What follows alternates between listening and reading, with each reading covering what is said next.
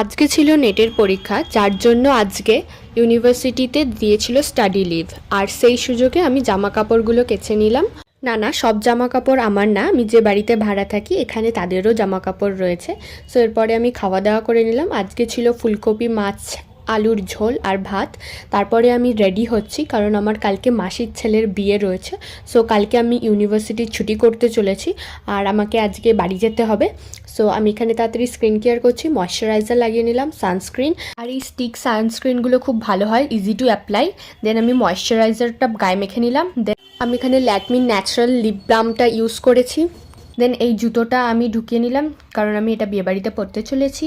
আর এই ব্যাগটা আমি গুছিয়ে নিয়েছি। এই ব্যাগটা আমাকে আমার জন্মদিনে, আমি যে বাড়িতে ভাড়া থাকি সেই বাড়ির মালিকের মেয়ে আমায় গিফট করেছে। আর আমি এখানে চুল খুলে পাগলের মতো বাড়ি যেতে পারবো না, সো আমি চুলটাকে ভিজে অবস্থাতেই বেঁধে নিলাম। চলো দেখা হচ্ছে নেক্সট ভিডিওয়ে।